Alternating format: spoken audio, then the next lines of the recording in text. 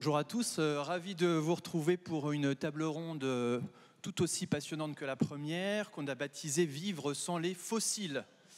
Alors, est-ce que c'est une jolie utopie ou une absolue nécessité? En tout cas, les chiffres ne mentent pas. Le monde n'a jamais consommé autant de pétrole.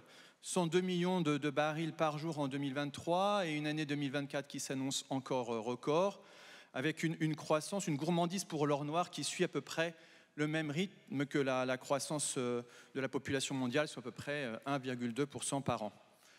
Il y a 4 ans, rappelez-vous, la planète rêvait, sous le coup de massue du Covid, de se désintoxiquer de ces hydrocarbures. Et 4 ans plus tard, force est de constater que la transition énergétique vers un monde sans fossiles s'annonce compliquée et pourrait prendre beaucoup de temps. Mais le temps, on n'en a pas tellement. Si on veut réduire nos émissions carbone et limiter la hausse des températures à 1,5 degré, la trajectoire est déjà au-dessus. En France, pour ramener le sujet vers nous, on s'est engagé à réduire de 55% nos émissions carbone d'ici 2030. C'est un objectif ambitieux. Et donc, c'est un peu de tous ces sujets dont on va parler. Et on a la chance d'avoir 2 acteurs majeurs pour ce débat, pour répondre à ces questions. Isabelle Patrier, merci d'être avec nous. Vous êtes directrice France de Total Énergie. Vous défendez le choix de votre entreprise multinationale de continuer à répondre à la demande d'énergie fossile, pour le dire simplement. Et face à vous, Antoine Peillon, vous êtes secrétaire général à la planification écologique. Votre job, en gros, c'est de définir une méthode, une trajectoire de décarbonation de notre pays. Alors, je vais commencer par vous, si vous me le permettez, qui êtes effectivement ce grand ordonnateur de la planification écologique. Tout simplement, est-ce que la France est prête? Est-ce qu'elle est sur le bon trend de déconsommation du pétrole? Bien, bonjour à tous et merci pour l'invitation. Alors, comme vous l'avez dit, on a un impératif absolu de baisser nos émissions de gaz à effet de serre et donc, pour une grande partie, de réduire drastiquement et d'aller jusqu'à la suppression de notre consommation d'énergie fossile. Et pour ça, et ça je pense que c'est très important, il ne s'agit pas simplement de n'agir que sur le coût, le prix des énergies, etc. Il s'agit de usage par usage en matière de mobilité, de bâtiments, d'industrie, etc., d'organiser la bascule, la transition vers autre chose, la décarbonation, tout en ayant à la fois un projet qui soit aussi un projet économiquement viable. Et donc ça, on aura l'occasion de le développer. Alors, en matière de résultats, parce que c'était la question que vous posiez, on a maintenant une décarbonation qui s'accélère. L'année dernière, en 2023, on a baissé de 5,8% nos émissions de gaz à effet de serre par rapport à 2022. Il y a une partie de cette baisse-là qui est conjoncturelle parce qu'il y a des sujets de prix de l'énergie qui sont très élevés et puis d'activité économique qui a baissé, mais une partie, on estime à peu près les 2/3, qui sont structurelles, et donc ça c'est une bonne chose, ce qui nous met globalement sur un trend qui est à peu près le bon pour atteindre les moins 55%. On est un bon élève en Europe? On est plutôt un bon élève en Europe sur cette dimension-là. Après, la marche franchie l'année dernière, c'est-à-dire pour franchir à nouveau une marche de la même ampleur l'année prochaine, il y a des efforts extrêmement importants à faire sur tous les secteurs. Ce n'est pas parce qu'on a réussi en 23 que du coup cette réussite est acquise pour 24 et les années suivantes. Donc les efforts vont poursuivre. La planification, c'est de dire comment on fait concrètement, mais il faut le délivrer. Quels efforts, oui. Quels efforts justement? Alors, qu'est-ce qui reste à faire? Il reste beaucoup à faire dans tous les secteurs, fondamentalement. Mais donc, si je prends les secteurs, par exemple, donc avec la planification, on a décomposé cet effort-là en une 50aine de leviers opérationnels très concrets et en s'assurant à chaque fois qu'ils étaient faisables. Donc, on n'est pas en train d'imaginer des choses pour se faire plaisir à l'horizon 2030. Donc, on le prévoit année après année, sur lesquels on a regardé quels étaient les termes de bouclage pour que ça réalise, bouclage en énergie, bouclage en matériaux, et puis bien sûr, il y a aussi les enjeux de financement. Et donc, il faut appuyer sur tous ces boutons-là en même temps. Ça va de la rénovation des logements, de la réduction, voire suppression progressive de toutes les chaudières au fioul. Ça va sur la décarbonation de l'industrie, sur les sujets de développement de transports en commun, l'électrification de la voiture. Alors, il y en a une 50aine. Et les plus gros objets, entre guillemets, c'est la décarbonation des 50 plus gros sites industriels. Ça rapporte à terme 18 millions de tonnes de CO2 sur les 200 qu'on recherche à baisser. Et puis, c'est aussi, par exemple, la voiture électrique qui, avec 15% de voitures électriques en 2030, ce qui est notre objectif, permettra de baisser à peu près de 11 millions de tonnes de CO2 par an des émissions. On va le voir, il va falloir embarquer tout le monde dans cette aventure. Mais Isabelle, comment est-ce que vous avez l'impression, est-ce que Total prend sa part dans cette histoire ? Suffisamment sa part dans cette décarbonation, dans cette trajectoire nécessaire ? Bonjour à tous, merci pour l'invitation. Total Energy prend sa part, 2 chiffres peut-être, on va dire globalement, et puis après on fera un zoom peut-être sur la France. Total Energy, à la fin de l'année 2023, c'est 23 gigawatts de puissance renouvelable installée sur la planète. C'est à peu près la moitié du parc nucléaire français. Je vous rappelle qu'en 2015, Total Energy, c'était 5 éoliennes à Dunkerque. Donc oui, Total Energy prend sa part. On a mis 100 ans pour arriver à être un pionnier et avoir des positions majeures dans le pétrole et le gaz. On va mettre à peu près 10 ans pour être dans le top 5 des producteurs d'électricité renouvelable. On est le numéro 1 mondial du développement de l'énergie solaire sur la planète au dernier classement. En 2023. Donc oui, on prend notre part. Alors sur la France, on prend notre part aussi. Total Energy en France, c'est aujourd'hui l'accompagnement de nos clients dans leur mobilité de demain. Les mobilités de demain, c'est décarboné. Comme le disait Antoine, il y a une trajectoire de planification de la France. Et dans cette trajectoire de planification, Total Energy, secteur par secteur, comme ça vient d'être dit, prend sa part. On fait partie, nous aussi. Nous avons des sites industriels que nous décarbonons. Aujourd'hui, on a décarboné la moitié de nos raffineries françaises en les transformant en bioraffineries. Vous abaissez le CO2. Vous l'avez vu aussi, quand on a ces sites industriels, on les décarbone. On a fait un appel d'offres pour réduire les émissions de notre hydrogène, pour passer à l'hydrogène vert. Tous les usages que nous pouvons décarboner et électrifier, on les électrifie. Et puis on accompagne nos clients dans ces nouvelles molécules, biocarburants aériens. On aura la première unité de bioraffinerie de biocarburants aériens en Île-de-France dans 2 ans. On a 25 000 bornes de recharge sur le territoire français. Donc, en fait, l'offre existe. Et aujourd'hui, les Français savent qu'ils peuvent maintenant convertir leurs usages pour atteindre les trajectoires qui ont été déterminées pour la France. Pourtant, dans l'opinion, vous avez toujours ce problème de convaincre de ce basculement. Pourquoi, d'après vous, il y a toujours ce frein à... pourquoi est-ce que votre image n'est pas tout à fait celle que vous décrivez aujourd'hui? Parce que je crois qu'aujourd'hui, sur la planète, vous avez 80% de l'énergie qui est encore fossile. Et aujourd'hui, sur le territoire français, vous avez 38 millions de véhicules qui fonctionnent avec du diesel ou de l'essence. Vous avez 12 millions de chaudières gaz. Vous avez 4 millions de chaudières fioul. Vous avez un écosystème énergétique qui est encore très fossile. C'est plus de 60% la France par rapport au monde. Donc en fait, on a envie de décarboner, on rêve tous de décarboner et d'aller vite. On a une trajectoire qui est 0 émission nette en 2050. On est en 2023, on veut une rupture dans l'esprit commun. Et en fait, c'est une transition qu'on est en train de faire. Donc on prend un rythme de transition parce que vous, comme moi, on ne va pas changer notre chaudière, isoler notre maison et changer notre véhicule aujourd'hui, là, la même année. Et pourtant, toute la question est une question de tempo et de rythme. C'est pour ça que c'est important d'avoir ces indicateurs de planification, comme l'indiquait Antoine Peillon tout à l'heure. Si vous l'avez par secteur, vous vous fixez des ambitions, vous fixez des objectifs, et c'est comme ça que vous les atteignez. Une entreprise, elle se fixe des indicateurs, elle a des objectifs, elle investit pour les atteindre. Total Energy, ces 4 dernières années, a investi 4 milliards sur le territoire français, dont 2 dans la transition énergétique. Donc on transforme nos sites industriels, on transforme nos sites de distribution, les raffineries en bioraffineries, on accompagne les nouvelles mobilités en déployant les bornes de recharge pour nos clients, en déployant des bornes haute puissance, on est leader en la matière, en étant le leader de la production de biogaz sur le territoire français. C'est pas Engie, Gaz de France, c'est Total Energy aujourd'hui. Et en étant l'un des plus grands producteurs, on est dans le top 3 des producteurs d'électricité renouvelable. On a passé 2 gigawatts il y a 15 jours. 2 gigawatts, c'est quand même important. C'est beaucoup. C'est plus de 650 sites de production d'électricité renouvelable sur tout à fait, de réacteurs nucléaires sur le territoire français. Antoine Peillon, vous disiez tout à l'heure que c'était l'affaire de tous, mais vous pointiez aussi la responsabilité des entreprises. Comment, aujourd'hui, vous dialoguez avec des acteurs comme Total Energy? Est-ce que vous considérez qu'ils en font suffisamment? Ils ont une part de responsabilité énorme. Je fais juste une petite incise avant que vous répondiez. La salle est évidemment invitée à poser des questions, hein. Je ne veux pas être le seul. Remplacez-moi assez vite. Bien. Alors, dans le plan d'action pour la France uniquement, les émissions directes, les émissions directes de la France, c'est la moitié du problème, hein. Chaque Français, il émet à peu près 9 tonnes de gaz à effet de serre par an.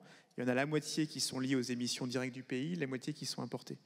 Donc sur les émissions directes, nous on dit que dans le plan à l'horizon 2030, la moitié des baisses doit être faite par les entreprises. Oui, c'est énorme. Là, je parle de la logistique, je parle de l'industrie bien sûr, mais aussi de la logistique, le sujet des bâtiments tertiaires, les locaux commerciaux, etc. Je parle de la production d'énergie, et donc du coup il y a des raffineries notamment dans le paquet. Je parle aussi de la gestion des déchets. Ça fait 50% des baisses. Peut-être pour répondre du coup plus directement, et notamment sur le sujet de Total, je pense qu'il y a, et vous posiez la question de la perception des citoyens, donc je pense qu'il y a un sujet majeur de cohérence. Donc si je mets un peu les choses, je pense que c'est scientifiquement établi que pour maîtriser le réchauffement climatique, il faut qu'au global dans le monde, on arrête du coup les quantités de pétrole déjà extraits conduisent déjà à avoir un niveau d'émission global qui est déjà très largement supérieur à ce qu'il faut tenir en termes d'objectif global. Après, est-ce que ça veut dire que tout est dans les mains des pétroliers? C'est là où j'avais une réponse plus nuancée. C'est qu'il faut faire baisser et accélérer la baisse des usages de ces énergies fossiles. Et pour le coup, tout n'est pas dans la main des pétroliers là-dessus. Sachant que notre pétrolier national a fait quand même un peu plus d'efforts que les majors internationales. Il y a peut-être deux choses là-dessus. Je pense qu'il y a... Vu l'ampleur des choses qu'on a devant nous, dans la table ronde précédente, on parlait notamment des sujets de financement des alternatives du coup, aux énergies fossiles.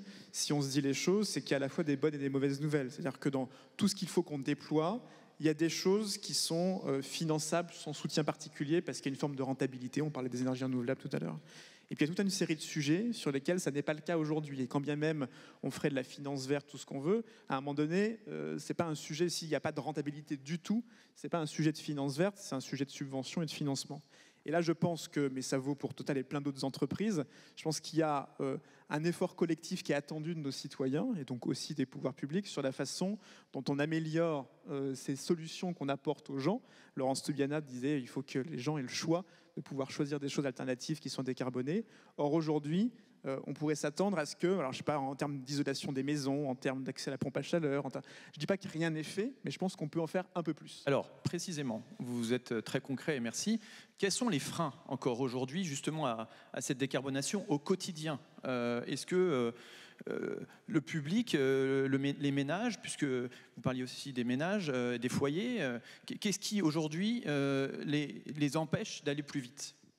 Alors, un point important, ce que Laurence Toubiana le disait aussi juste avant, dans le plan, on a les baisses qui relèvent des ménages. Donc, du coup, vous et moi, à titre individuel, c'est à peu près un quart de l'effort global. Du coup, il y a la moitié, je disais, entreprises, et l'autre quart, c'est les pouvoirs publics au sens large, donc à la fois l'État, mais aussi les collectivités locales. Et ça, c'est important parce que souvent, on a l'impression, en tant que citoyen, en se disant, en fait, on me demande de tout faire, et quelque part, c'est un peu injuste parce qu'il y a des plus gros par ailleurs. Donc, si je caricature, et vous m'excuserez la caricature, c'est 75% de l'effort, c'est les gros, les pouvoirs publics, l'État, les entreprises, et 25%, c'est les gens. Après, les gens, concrètement, c'est essentiellement des sujets de maison, de mobilité, d'alimentation. Et ça, c'était dit auparavant dans la table ronde aussi, c'est-à-dire c'est à la fois pour partie des choix individuels, mais ils sont quand même très largement contraints aussi par l'offre de services publics existantes, par les transports en commun, par les solutions technologiques. Et puis on disait tout à l'heure, c'est pas parce qu'on choisit de changer sa voiture, c'est tous les Français décidaient du jour au lendemain de changer leur voiture, on ne serait pas capable du coup physiquement de le faire parce que le parc de véhicules c'est 35-36 millions je crois de véhicules et on en vend chaque année à peu près 2 millions. Donc la physique là-dedans fait que ça prend forcément, ça s'étale un peu dans le temps. Et avec des coûts d'accès quand même justement à la voiture électrique qui sont encore très... Alors là, il faut remettre les choses dans la perspective. C'est-à-dire, sur la voiture, c'est je pense cas concret qui est vraiment très important. Oui. On ne dit pas tous les Français doivent changer de voiture d'ici 2030. Le plan d'ailleurs, c'est 15% de voitures qui ont dans le stock total de véhicules qui sont passés à l'électrique à l'horizon 2030. Ça veut dire que 85% des Français continueront à avoir une voiture thermique en 2030 et pour autant, on aura baissé de 55% nos émissions au global. Ça, je pense que c'est important de l'avoir en tête. Alors après, il y a qui pour l'instant, les véhicules électriques, c'est essentiellement des véhicules neufs. Il y a peu de profondeur de marché, peu de marché de l'occasion. Et donc, ce n'est pas tous les ménages qui achètent des véhicules neufs. Il n'y a qu'une partie d'entre nous. Avec un accès au marché qui est encore compliqué. Et par contre, la parité, alors quand on regarde en coût complet, on a plutôt des bonnes nouvelles, c'est-à-dire si on moyenne à la fois loyer, l'entretien et puis la recharge. Une recharge électrique, c'est 2 fois moins cher qu'un plein de carburant à énergie équivalente. Et donc, l'un dans l'autre, on commence à atteindre la parité, avec en plus quelques soutiens de l'État qui sont présents. Et donc ça, c'est plutôt d'un point de vue économique, et c'est pour ça qu'on parle beaucoup de leasing, etc. Parce que ce qui est le principal frein, c'est si on l'achetait, on payait tout le coût initial la première fois. Mais si on est en leasing ou en loyer, donc ça permet du coup de modérer les choses. Donc typiquement, il y a des solutions. Il y a des solutions. Vous êtes d'accord avec cet optimisme de mon voisin de gauche? Il y a des solutions ou vous êtes plutôt ouvert à moitié vide et vous considérez qu'aujourd'hui, il y a plus de freins que de solutions? Quand on parle de décarbonation dans la vie concrète des Français, des ménages. Aujourd'hui, on sait que 15% de véhicules électriques en 2030, c'est à peu près 1,5 million de véhicules électriques qui doivent être vendus chaque année d'ici 2030. Contre aujourd'hui 300 000 à peu près. Ouais. Donc il va falloir effectivement accélérer. Donc il faut que nous tous, on accélère dans les infrastructures. Et ça, c'est important de le savoir. Je vais vous donner juste un ordre d'idée. On a un hub électrique. On est en train de transformer toutes nos stations-service qui sont sur les autoroutes ou sur les grands axes en mettant des bornes de recharge, en décarbonant nos activités, en les solarisant. On a un hub à Toulouse. Il y a 16 bornes haute puissance. 16 bornes haute puissance, c'est 4 mégawatts. 4 mégawatts. Une maison, c'est 10 kilowatts. Donc en fait, c'est des infrastructures qu'il va falloir non seulement pour nous développer, et là-dessus, on est en retard. Une grosse infrastructure de puissance parce que 4 mégawatts, c'est 400 maisons. Donc en fait, à chaque fois qu'on va décarboner, il va falloir investir dans les infrastructures. Donc nous, entreprises, on va investir pour accompagner la décarbonation, les bornes de recharge, produire des batteries, avoir des gigafactories en France, puisque Total Energy, aux côtés de Stellantis et Mercedes, produit ces batteries pour décarboner, mais il va falloir aussi investir dans les infrastructures. En fait, la transition énergétique, c'est un collectif. Il faut qu'on y soit tous, les entreprises, l'État, les particuliers, pour rassurer tout le monde au fait que oui, c'est possible. Vous entendre, c'est intéressant. Il y en a qui ne jouent pas leur rôle, là. Vous les avez pointés sans les nommer, mais on comprend infrastructure électrique, les distributeurs, Enedis. Vous êtes sur cette même longueur d'onde. Il y a des mauvais élèves dans... Non, ce n'est pas des mauvais élèves, c'est qu'en fait, ils ont eux aussi leur part dans cette... Visiblement, ils n'ont pas encore été... Là, pour le coup, je pense que c'est important de remettre un peu les chiffres. C'est-à-dire que la France est un des pays les plus équipés d'Europe en termes de bornes électriques. Souvent, on se concentre sur les bornes publiques. Et donc, les bornes publiques, il y a eu un objectif de 100 000, et il y a eu un peu de mal à atteindre cet objectif-là. Mais il faut surtout regarder qu'aujourd'hui, l'usage de la voiture électrique, c'est essentiellement du domicile-travail. Et donc, ce qui fait que les gens achètent une voiture, c'est qu'ils ont une borne chez eux, une borne dans leur entreprise. Et quand on compte ces deux volumes-là, on dépasse largement le million. J'ai plus le chiffre en tête exact, mais on est un des premiers pays d'Europe. Donc, on n'a pas de retard. Du coup, le retard qu'il y a eu, il a été sur les sujets de bornes de recharge rapide pour les distances longues sur les grands axes. Et là, il y a eu un effort qui a été fait au cours des tout dernières années/mois, parce que c'est assez récent pour pouvoir accélérer. Et c'est là où on rejoint la borne de la station d'autoroute du coup que vous mentionniez. Je ne pensais pas seulement borne, je pensais infrastructure au sens distribution. C'est ce que vous... Puissance électrique, en fait. Puissance électrique. Il y a une question de la salle là, qui est assez intéressante et je pense qu'elle vous est destinée. Isabelle, pourquoi promettons pas suffisamment le bioéthanol pour véhicules pour accélérer cette transition? C'est vrai qu'on ne voit pas beaucoup de pubs pour cette forme de carburant. Et pourtant, c'est un biocarburant qui permet de décarboner entre 60 et 90% du carburant classique essence. Et vous avez même la possibilité de passer d'un véhicule essence à un véhicule bioéthanol. Total Energy, sur le territoire français, on a 900 stations-service équipées de ce biocarburant, bioéthanol. Et je pense qu'il y a effectivement peut-être peu de promotion de ce bioéthanol. Pourtant, nous, on a constaté une augmentation de plus de 3%. Plus de x3 de la bascule des consommateurs sur ce biocarburant. Donc ça marche. Ça marche. Il y a un engouement, d'autant que vous pouvez conserver votre véhicule et juste rétrofiter avec un petit boîtier qui vous coûte un peu plus de 1 000 €. Donc oui, c'est une possibilité. Vous vouliez réagir? Peut-être là-dessus, parce que c'est un point important. Derrière bioéthanol, il y a le sujet bioénergie. au sens global, et il y a un sujet de biomasse en particulier, sur lequel je voudrais revenir. Quand on dit on veut sortir des énergies fossiles, c'est totalement notre objectif, et donc ça veut dire quoi? Ça veut dire concrètement qu'il va falloir qu'on fasse plus de sobriété et d'efficacité énergétique pour baisser la conso totale d'énergie, et ça veut dire aussi qu'on va devoir basculer vers des énergies décarbonées. Donc il y a une large partie qui est l'électrification, mais on a aussi besoin d'autres énergies et des bioénergies. Et là, ce qu'il faut, c'est qu'on ne se trompe pas de sujet, c'est-à-dire qu'il faut qu'on regarde la bioénergie, elle ne vient pas de nulle part. Elle est produite à partir de biomasse, et donc l'analyse qu'on a faite dans le plan, c'est de se dire qu'est-ce qu'on peut se permettre de faire, parce que notamment, quelles sont nos ressources, nous, en France, en biomasse. C'est nos terres agricoles, c'est nos forêts.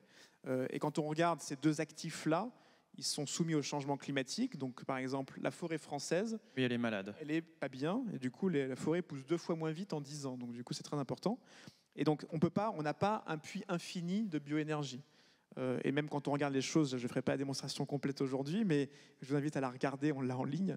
En fait, en réalité, on a en production que des moins demain à cause du changement climatique, et or, on ne va pas réduire la production alimentaire, et donc de ce fait, il va falloir un peu rationner les bioénergies. Et c'est pour ça qu'on ne peut pas se permettre de le faire partout, et qu'il faut l'allouer là où il n'y a pas d'alternative. Là, en l'occurrence, sur la voiture particulière, on ne promeut pas l'utilisation massive de bioéthanol parce que du coup, il existe des solutions alternatives, la voiture électrique par exemple, pour pouvoir décarboner. Par contre, dans le transport lourd, même si les choses sont en train d'évoluer, c'est moins facile et donc du coup, et pour les poids lourds, les 44 tonnes, et pour l'aérien ou le maritime, on va avoir besoin pour décarboner où il y a moins d'alternatives, de plus de bioénergie à court terme. Donc c'est voilà, cette question d'allocation là, typiquement, elle illustre pourquoi on a besoin d'un plan. Et quels sont les sujets structurants qui se posent. Alors justement, on parle de plan, de projection, et on n'a pas beaucoup parlé de finances. Nos objectifs, pour arriver à nos objectifs de décarbonation, il faudrait investir, si je ne me trompe pas, vous me corrigez, si nécessaire, 110 à 120 milliards d'euros. Donc là, on a envie de savoir comment, qui paye, est-ce qu'on peut demander les mêmes efforts à tous ? Je vous pose la question aussi à vous, Isabelle. C'est un sujet quand même, le financement. Bien sûr, ça veut dire qu'il faut absolument avoir des plans très clairs d'investissement pour accompagner cette transition et les investissements nécessaires pour le faire. Total Energy aujourd'hui alloue un tiers de ses investissements, c'est 5 milliards par an, à tout ce qui est électricité essentiellement et un peu de biomolécules, de molécules bas carbone. En finançant jusqu'à des projets pour les particuliers, de financement, on en a parlé à la table ronde précédente, il y a des aides de Total Energy. En fait, Total Energy accompagne globalement le territoire français, puisque dans les certificats d'économie d'énergie, Total Energy pèse 1,5 milliard par an pour accompagner tout ce qui est rénovation énergétique des bâtiments et l'accompagnement de tout l'écosystème de clients B2B, B2C français, particuliers comme professionnels. Donc oui, et en parallèle, on investit, comme je vous le disais, quand vous investissez 2 milliards ces 4 dernières années sur le territoire français à décarboner, soit sur l'électricité, mais aussi, on en parlait à l'instant, sur le transport long courrier aérien, dans les biocarburants aériens, avec notre prochaine bioraffinerie qui va avoir le jour dans 2 ans, ou quand vous accompagnez avec Air Liquide des corridors hydrogène parce que vous ne ferez pas l'électricité quand vous avez un poids lourd, le transport depuis la Pologne jusqu'au Portugal, vous passerez à l'hydrogène. Donc en fait, en fonction des usages, vous adaptez les énergies pour décarboner effectivement les usages secteur par secteur. Et nous-mêmes, nous prenons notre part sur nos usines, sur nos stations-service pour pouvoir décarboner et accompagner la trajectoire de la France. Suffisamment. La COP28 l'a dit il y a quelques mois. C'est aussi une question d'image pour Total, d'entreprise dans la cité. Est-ce que on vous reproche souvent justement ces bénéfices, ces méga bénéfices, enfin bon, toutes les expressions sont bonnes, oui. Mais on a parfois l'impression que l'entreprise, la multinationale, ne renvoie pas assez, ne distribue pas assez. Total Energy en France, c'est le premier investisseur dans la transition énergétique. C'est nous qui investissons le plus sur le territoire français. On est les leaders. Vous le dites aujourd'hui, c'est bien, mais on ne l'entend pas. Voilà, peut-être qu'on ne veut pas l'entendre. En tout cas, c'est la réalité. Et quand je vous montre ce qu'on est arrivé à construire comme parc d'énergie, toute énergie confondue sur le territoire français, c'est quand même la réalité. Et je pense qu'on l'a prouvé. Et nos clients, qui sont 1 million par jour dans nos stations-service, ont vu nos stations se transformer. Ils ont vu dans nos 3400 stations-service les bornes arriver, la solarisation de nos équipements, la baisse de notre consommation d'énergie, d'eau. Et ils voient aussi se transformer avec un certain nombre de sites industriels. La moitié de nos raffineries se sont transformées sur le territoire français. Et notre trajectoire, elle est très très claire. La COP28 a dit en novembre dernier qu'il fallait faire x3 dans la production d'électricité renouvelable d'ici 2030. Nous ferons x3 dans la production d'électricité renouvelable. En France, on a atteint 2 gigawatts. Alors, on va peut-être moins vite en France que dans d'autres pays en termes de permis. C'est un peu plus lent. Donc, on sait exactement ce qu'on aura en 2030 parce que le temps d'un permis pour une ferme solaire en France, c'est 7 ans. Pour une ferme éolienne, c'est à peu près 10. Il y a des pays, ça va plus vite. Donc, de toute façon, ce x3, on le fera. Aujourd'hui, on a 80 gigawatts de projets en réserve. Donc, on sait que nos 100 gigawatts, on les atteindra en 2030. Donc, oui, il faut accélérer. Il y a d'autres critères aussi qui sont importants. La sobriété, je pense qu'on accompagne aussi nos clients dans ces enjeux de sobriété. Pour le 2e hiver consécutif, avec le bonus conso qu'on a mis en place et notre système de pilotage de l'électricité ou du gaz avec nos clients, ils ont en moyenne réduit 10% cet hiver, en plus de l'hiver dernier qui était à moins 15 à moins 18 pour nos clients, leur consommation d'électricité ou de gaz. Et puis, il y a l'efficacité énergétique. Nous, on vient de mettre 200 millions pour améliorer l'efficacité énergétique de nos usines. Ça sera 10% d'énergie en moins.